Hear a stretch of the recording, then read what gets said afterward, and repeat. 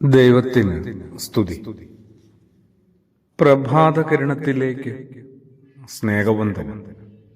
ഭാഗം 2423. ഇന്ന് ഓഗസ്റ്റ് മാസം 19-ാം തീയതി. ഈ ആണ്ടിലെ 231-ാമത്തെ ദിവസത്തിലെത്തി.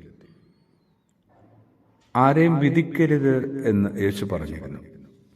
അതേ വിധിയാൽ, അതേ വ്യവസ്ഥയാൽ, നിയമത്താൽ ഞാനും വിധിക്കപ്പെടാനും സാധ്യതയില്ലേ?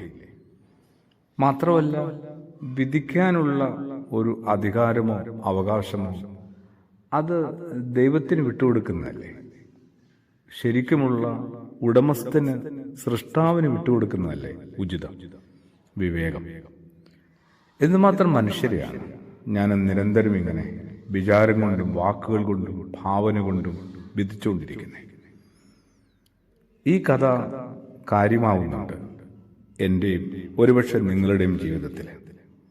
രാവിലെ മുറ്റത്തിറങ്ങിയപ്പോഴാണ് അയാളത് ശ്രദ്ധിച്ചത്. തലേന്ന് അവിടെ വെച്ചിരുന്ന കോടാലി കാണുന്നില്ല. അപ്പോഴാണ് ഓർത്തത്, ഇന്നലെ സന്ധ്യയോട് ചേർന്ന് അയൽപക്കത്തെ കുട്ടി അവിടെയൊക്കെ വന്നിരുന്നു. അവനത് കണ്ടുവച്ചിട്ട് പിന്നീട് രാത്രിയിൽ എപ്പോഴോ വന്ന് എടുത്തുകൊണ്ട് പോയി കാണുക. ആ കൊച്ചിനെ ഒരു സംശയമായി. അപ്പോൾ മുതൽ അയാൾ അവനെ ശ്രദ്ധിക്കാൻ തുടങ്ങി. ഒന്നും ചോദിച്ചൊന്നുമില്ല. അവന്റെ നോട്ടത്തിൽ ഒരു കള്ള ലക്ഷണമുണ്ടെന്നേ. അവനോട് മിണ്ടുമ്പോഴൊക്കെ അവന് ചെറിയ പേടിയുള്ളതുപോലെ. അവന്റെ ശരീരഭാഷയും അവൻ തന്നെയാണ് കോടാലി കൊണ്ടുപോയത് എന്ന് ഇയാൾക്ക് ഉറപ്പായി. എങ്കിലും നേരിട്ട് ചോദിച്ചില്ല.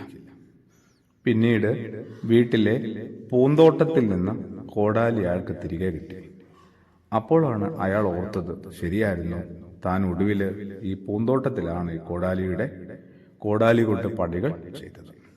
അപ്പോൾ മുതൽ അയൽ വീട്ടിലെ കുട്ടിക്ക് കള്ളന്റെ രൂപവും ഭാവവും ഇല്ലാതാവുന്നു.